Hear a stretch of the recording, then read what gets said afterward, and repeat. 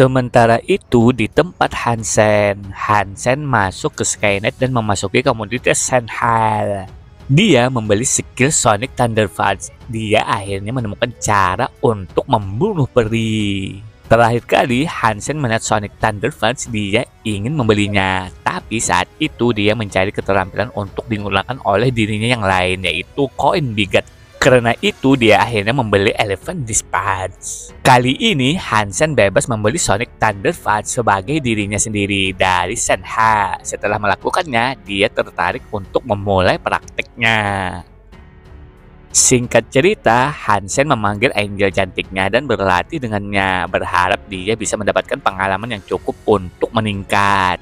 Sedangkan Joyume bosan saat dia duduk di bangku di alun-alun. Setiap hari yang ada untuk menghibur matanya hanyalah Hansen berlatih dan melatih keterampilannya dengan Angel cantiknya itu. Dia tidak mengerti mengapa Hansen masih membutuhkan begitu banyak latihan meskipun kekuatannya sudah sangat luar biasa. Dia benar-benar ingin Hansen menunjukkan jalan keluar padanya karena dia akan sering menyelinap kembali ke aliansi sendirian. Joyume telah meminta ini berkali-kali tetapi tidak berhasil. Metode Hansen untuk kembali ke aliansi bagaimanapun adalah sederhana. Setiap kali dia ingin kembali, dia akan memanggil Angel cantiknya dan membuatnya menahan roh di aula roh. Saat sibuk, Hansen hanya bisa berlari melalui teleporter. Dan meskipun dia memohon berulang kali, Hansen menolak untuk membawanya bersamanya. Setiap kali dia kembali, dia melakukannya dengan membawa banyak makanan ringan. Namun itu bukan hadiah untuknya. Faktanya mereka adalah kebalikannya. Dengan harga yang sangat tinggi, dia akan menjual makanan ringan padanya. Dan jumlahnya akan dicatat sebagai hutang pada kontraknya seperti Tab. Pria yang mengerikan, gumam Joyume saat dia melihat Hansen dan Angel itu berlatih dengan cemoohannya. Tiba-tiba guntur besar terdengar. Tinju Hansen memancarkan kilat seperti matahari perak. Tinju perusak didorong ke pilar selebar 1 meter dan tebal 1 meter. Itu dimusnahkan. Sebuah gempa susulan mengikuti pukulan mengerikan itu, yang membuat Joyume jatuh ke lantai. Telinganya berdenging dan energinya terasa terganggu. Butuh beberapa saat baginya untuk berdiri kembali dan dia hanya bisa melakukannya ketika energinya mulai kembali normal dan suaranya telah menghilang. Dia memandang Hansen yang menatap tinjunya sendiri dengan heran. Pukulan Sonic Thunder, sepertinya aku akhirnya bisa menguasainya. Perpaduan Sonic dan Thunder benar-benar cukup garang. Selain peningkatan kerusakan, sepertinya aku bahkan bisa mengganggu aliran energi lawanku. Pukulan ini hampir sekuat serangan Elephant Rex. Hansen sangat gembira. Setelah latihan terus-menerus, dia akhirnya menyelesaikan pelatihan Sonic Thunderfuck-nya. Ada satu negatif, namun pukulan itu menghabiskan semua kekuatannya. Harganya bahkan lebih mahal dari Elephant Rex Strike. Meskipun energinya terus-menerus diisi ulang oleh Jet Skin Force, dia masih memiliki kekurangan. Tapi ini tidak sedikit menghambat kegembiraannya. Jika pukulan itu dapat mengganggu aliran energi peri kecil, maka itu akan membuka dirinya untuk serangan ganas dari Angel cantiknya itu. Dengan sisi keberuntungan, itu sudah cukup untuk mengalahkannya. Lalu Hansen istirahat. Dia masih ingin berlatih lagi, tetapi untuk saat ini dia harus menunggu energinya kembali. Dia hanya berhasil melakukan serangan yang diinginkannya sekali. Terlalu tidak pasti untuk pergi ke sana sekarang. Berharap percobaan berikutnya akan sukses juga. Dia juga memastikan tidak peduli berapa lama waktu yang dibutuhkan, bahwa dia telah menyempurnakan casting Sonic Thunderfuck. Hansen terus berlatih. Setelah suara keras itu, Joyume segera berlari ke arahnya. Dia tahu setiap kali Hansen melemparkan pukulan itu, dia akan membutuhkan istirahat yang panjang. Hai, jadi keterampilan seperti apa yang kamu pelajari?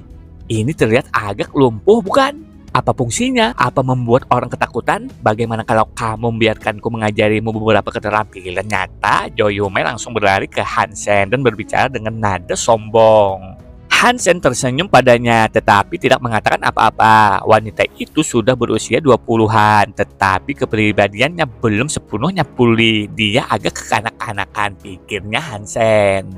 Melihat Joyume seperti itu, Hansen memiliki kilas balik ke hari-harinya sebagai seorang anak. Dia ingat ketika dia pernah menggertak seorang gadis, semuanya karena Hansen naksir dia.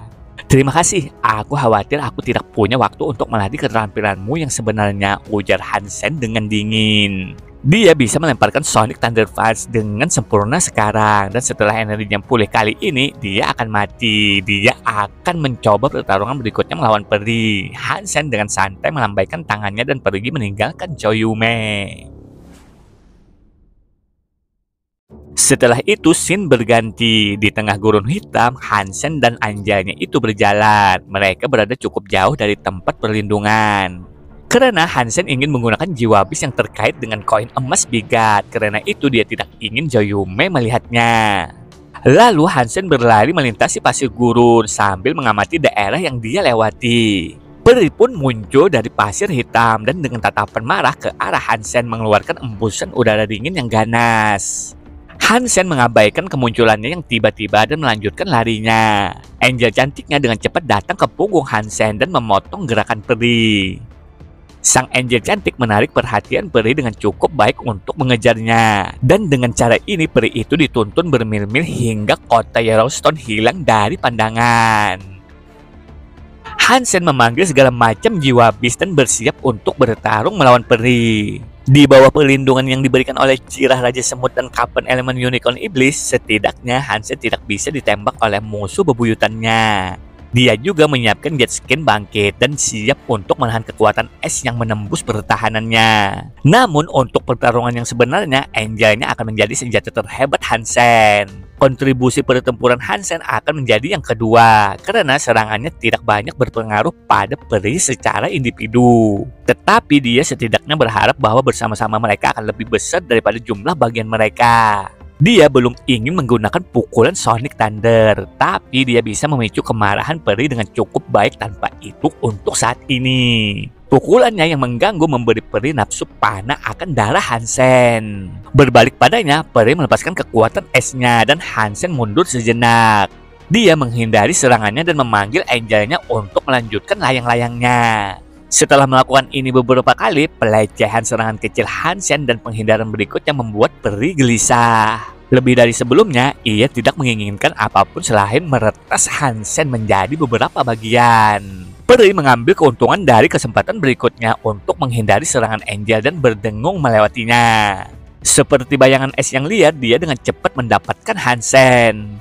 Tapi ini tidak mengejutkan baginya, sebaliknya ini menyenangkan Hansen. Matanya berbinar saat dia melemparkan sutra dongsuannya. Setengah dari tubuhnya berkilau seperti kilat perak. Sementara setengah lainnya berdentang menakutkan seperti lonceng kuno. Saat peri muncul di depan Hansen, tinjunya kabur ke arahnya. Petir perak dan suara lonceng datang sebagai satu. Tinjunya seperti matahari perak menembak ke arah peri. Dong! Wajah peri mengejang menjadi ekspresi kebencian, dan sebagai tanggapan dia melemparkan tinjunya sendiri untuk menyambut bintang yang masuk. Saat mereka bertabrakan, garis-garis petir perak dan kerucut udara dingin yang habis menghabiskan lingkungan dengan suara ledakan yang memekakan telinga. Petir perak tidak bisa melukai peri, tetapi suara lonceng membuat peri berputar. Dia mulai berputar-putar karena serangan kejang yang hebat. Tampaknya linglung dari kesadarannya yang biasa. Kekuatan yang ditimbulkan oleh tabrakan tinju membuat Hansen meluncur melintasi bukit pasir gurun. Tanda selip 100 meter membentang di belakangnya. Darah keluar dari mulutnya yang terengah-engah. Angel cantik itu berlari ke depan untuk mengiris peri sementara energinya terganggu. Pukulannya yang besar dan kuat akhirnya mengeluarkan darah, membentuk luka yang tidak menyenangkan. Bang! Peri itu diluncurkan ke pasir hitam seperti peluru dan mengeluarkan jeritan kesakitan. Habisi dia! Hansen memerintahkan Angel cantiknya itu saat dia dengan cepat mundur sendiri. Setelah serangannya, tubuhnya lemah. Butuh waktu lama baginya untuk pulih dan menjadi siap tempur lagi. Jika peri kecil itu menemukan sayapnya dan melanjutkan pengejarannya, dia takut dia akan dibunuh dalam waktu singkat. Tapi tidak perlu perintah verbal karena sang War Angel itu sudah mengangkat pedang besarnya sekali lagi. Dia mengendarinya ke celah berpasir yang diciptakan tubuh peri saat jatuh. Seperti geyser es menyambur dari celah pasir di dalam lubang, peri itu berlutut dengan upaya luar biasa. Itu mengangkat satu tangan untuk memblokir pedang besar itu. Mata War Angel itu bersinar dan dia menurunkan pedang besar itu sekali lagi. Peri itu kehabisan kekuatan sebelumnya dan sekarang pedang itu berhasil menembus tangannya dan mengeluarkan darah. Tubuh peri jatuh ke pasir. Darah dari luka di punggungnya mengalir keluar dengan kecepatan yang berbahaya. Namun dia belum selesai. Dia mengeluarkan percikan lain dan seolah-olah itu memberinya kekuatan baru. Memperkuat kekuatan bentengnya yang sedingin es. Dia berdiri tegak saat udara dingin yang menakutkan membekukan pedang besar yang berusaha untuk menghabisinya. Dalam 2 detik, es itu telah menghabiskan seluruh bilahnya. Sang War Angel cantik takut terluka, jadi dia melepaskan pedang besar dan itu membuatnya mundur selangkah. Peri menggunakan momen ini untuk melarikan diri dari peti mati berpasir dan berlari menuju Hansen. Udara dinginnya berputar di sekelilingnya dan meskipun dia terluka parah, kematiannya tidak masalah jika dia bisa membawa Hansen bersamanya. Asap suci, Angel cantikku yang melukaimu. Untuk apa kau mengejarku? Hati Hansen telah dijatuhkan ke dalam tong pasir hisap. Mengingat bagaimana dia sebenarnya hanya berhasil menyakiti peri itu sekali. Selama dia mengejarnya, dia tidak tahu apa yang mendorong keinginannya untuk membalas dendam atau mengapa dia sangat membencinya. Hansen meningkatkan kekuatannya sedikit sehingga dia bisa membuang tubuhnya yang lemah dan menghindari serangannya yang masuk. Peri tampak seolah-olah dia siap untuk jatuh dan menyerah pada luka-lukanya. Apapun yang terjadi selanjutnya, itu akan menjadi pendirian terakhirnya. Hansen tidak bisa mengambil resiko bersentuhan dengan serangan apapun yang dilakukan peri sekarang. Dengan tubuhnya dalam kondisi yang begitu lemah, dia akan mengalami kerusakan parah jika dia membiarkan serangannya menyentuhnya. Serangan terakhir peri lebih kuat dari apapun yang pernah terjadi sebelumnya. Jika itu dilepaskan melawan Angel cantiknya, dia pasti bisa menghindari tanpa masalah. Tetapi dalam kondisi Hansen saat ini, tidak ada yang bisa dia lakukan. Sang War Angel cantik itu berusaha mengejar peri, tetapi sudah terlambat. Mengetahui tidak mungkin baginya untuk mencoba penghindaran, Hansen memanggil tombak membaranya dan memegangnya di dadanya tepat saat tinju peri itu datang padanya. Bang! Tornado es dipanggil dan dengan cepat memadamkan api tombak membara. Sebuah kekuatan brutal didorong ke tombaknya, yang pada gilirannya didorong ke dada Hansen. Asap hitam Hansen disiram dan armornya hancur. Dia dikirim terbang. Sementara Hansen berada di udara, seluruh tubuh dan tombaknya ditelan oleh tornado yang meratap. Dia menjadi es batu, dan ketika dia jatuh kembali ke tanah, dia seperti gunung es di lautan pasir. Sang War Angel cantik menyusul dari belakang, mengayunkan pedang besarnya dan menghempaskan peri itu ke pasir hitam. Darah sekarang menyembur dari lukanya yang terbuka. Peri telah mencapai ujung tambatannya dan akan segera mati. Itu tidak memiliki harapan untuk bersaing dengan War Angel lagi. Kekuatannya terkuras dan tubuhnya dipenuhi luka terbuka yang menyembur darah. Mata War Angel itu berkedip dan dia melambaikan sayap putihnya. Tapi saat dia terbang menuju peri, kembang api es dan es meroket ke udara dan meledak. Tampilan yang mempesona membawa banyak kepingan salju. Tapi di dalam hujan salju, bayangan kecil terbang keluar dari kabut dengan kecepatan tinggi. Peri itu tidak mati, tetapi seperti bayangan, ia terbang ke arah hutan bambu. Hansen membelah es yang membungkusnya. Dadanya berdarah dan terpotong, bahkan tulang rusuknya terbuka. Bunuh dia! Hansen sekarang marah dan dia tidak peduli dengan luka di dadanya. Dia memanggil sayapnya untuk mengejar peri dan bersumpah ke surga di atas bahwa dia akan membunuhnya. Pelarian peri itu sangat cepat dan bahkan War Angel itu mengalami kesulitan besar untuk mengejarnya. Tapi tiba-tiba peri itu melambat. Sepertinya ledakan kecepatannya telah berhenti dan berakhir.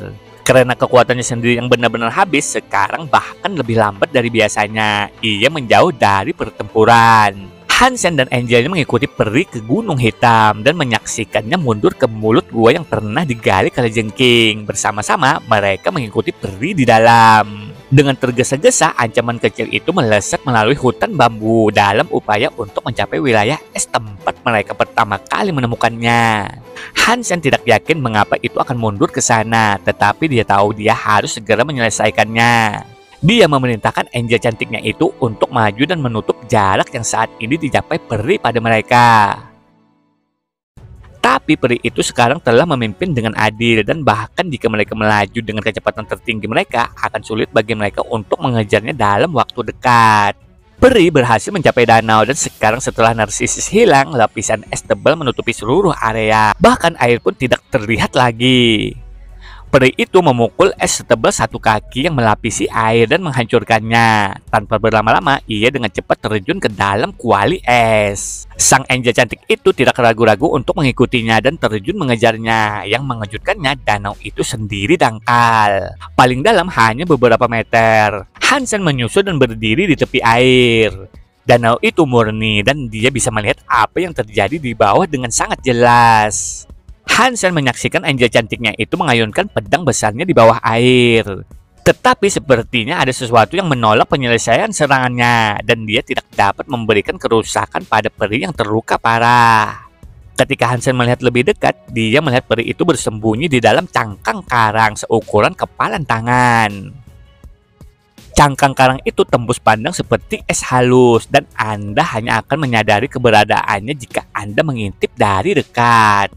Saat peri berbaring di dalam cangkang karang dengan berdarah banyak, sayapnya yang seperti kupu-kupu berkibar lemah. Dan ia tampak ketakutan oleh War Angel pengancam yang bernafsu akan darahnya.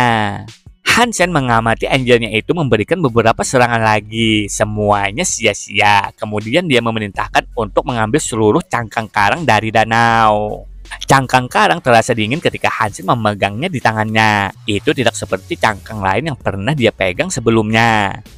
Itu tampak seolah-olah telah diukir dari batu giok es, namun terlihat alami dan sepertinya tidak dibuat oleh siapapun. Apakah perlengkapan ini diciptakan oleh peri? Saat Hansen merenungkan pertanyaan itu, dia memeriksa peri yang sekarat yang tampak terkejut. Tetapi Hansen sampai pada kesimpulan bahwa asumsi ini tidak benar. Peri itu lahir dari Narsisus, jadi dia belum memiliki kesempatan untuk membuat perlengkapannya untuk dirinya sendiri. Lagi pula, bahkan jika itu bisa membuat roda gigi, mengapa dia membuat cangkang karang? Hansen meletakkan cangkang karang di tanah dan meminta angel cantiknya itu untuk memukulnya beberapa kali lagi bersama-sama. Tapi itu sangat tahan lama dan berusaha sekuat tenaga. Dia tidak bisa membukanya. Serangan yang berulang-ulang hanya menimbulkan tanda putih tipis di bagian luarnya yang sebelumnya tidak ternoda. Dia mencoba semua yang dia miliki, tetapi tetap saja dia tidak bisa membuka cangkangnya. Dengan depresi yang hebat, hatinya tenggelam dengan pemikiran. Mengambil peri ini bukanlah prestasi yang kecil. Akankah semua ini berakhir dengan kegagalan? Semua karena persembunyiannya. Tapi dengan cepat Hansen menyadari ada sesuatu yang salah. Peri seharusnya senang dengan ketidakmampuan Hansen untuk melakukannya. Tapi sebaliknya itu tampak terkejut dan lebih buruk dari sebelumnya. Hansen mengambil karang itu sekali lagi dan melihat ada yang salah dengannya. Karang itu tidak kosong karena bagian dalamnya penuh dengan cairan transparan. Hansen pada awalnya percaya itu air dari danau, tetapi setelah diperiksa lebih dekat menyadari itu bukan. Cairan itu korosif dan itu membusukkan luka peri. Itu tidak menyembuhkan dan sebaliknya itu jauh lebih buruk. Hansen tersenyum pada pengetahuan ini. Seperti yang dia yakini, cangkang karang itu memang bukan gear yang diciptakan oleh peri. Hansen kemudian menganggap cangkang karang itu milik makhluk lain. Tetapi entah bagaimana cangkang itu berakhir di dasar danau. Mencari keselamatan, peri mencoba menggunakannya sebagai tempat persembunyian. Dia kemungkinan besar tidak menyadari lendir yang keluar dari dalam cangkang akan memperburuk lukanya menjadi keadaan yang lebih buruk. Mungkin dia telah bersembunyi di dalam cangkang sebelumnya, tetapi cairan itu tidak bisa melakukan apapun pada tubuhnya yang putih dan tidak rusak. Mungkin itu sebabnya dia pikir itu ide yang bagus untuk bersembunyi di dalam, dan dengan riang mencegah Hansen menghabisinya. Tapi peri itu tidak menyangka cairan yang sebelumnya tidak berbahaya itu mulai menghabisinya. Dia terjebak di dalam sementara luka-lukanya terkikis. Mari kita lihat bagaimana kamu keluar dari yang ini. Hansen dengan tenang mengejek peri, tetapi tidak percaya dia akan tunduk pada nasib korosi mengerikan di dalam cangkang tanpa mencoba satu pelarian berani terakhir. Dengan tetap berada di dalam, kematian yang jauh lebih tidak berbalas kasihan akan menunggunya daripada apa yang akan diberikan oleh Hansen dengan gembira. Seluruh tubuhnya sekarang perlahan-lahan meleleh dan itu akan terjadi sampai hanya tulangnya yang tersisa. Itu pasti akan menjadi kematian yang mengerikan. Jika Hansen adalah peri, dia pasti sudah keluar dan bertarung sekarang. Mati dalam pertempuran jauh lebih baik daripada kematian yang lambat dan menyiksa karena layu oleh lendir yang entah dan tembus cahaya. Tapi peri itu masih dengan keras kepala bertahan, tidak berani melarikan diri. Namun Hansen tidak terburu-buru, dia membiarkan Angel cantiknya itu memegang cangkang karang untuknya. Saat mereka meninggalkan hutan bambu dan kembali ke kota Yellowstone, tidak ada rasa takut pada peri yang berani melarikan diri, karena kematiannya dijamin tidak peduli apapun yang dia coba. Tapi sepertinya itu akan memakan waktu lama sebelum mati, dan menilai dari wajah peri itu belum siap untuk kabur. Peri itu sudah terluka parah dan itu hanya akan bertambah buruk semakin lama ia berada di dalam. Semakin lama dia keluar dari cangkang, semakin lemah dia. Hansen tidak lagi khawatir tentang seluruh urusan dengan peri ini. Untuk kesempatan mendapatkan jiwa bisnya, Hansen membiarkan Angel cantiknya itu terus memegangnya dan tetap berjaga-jaga untuk pembunuhannya.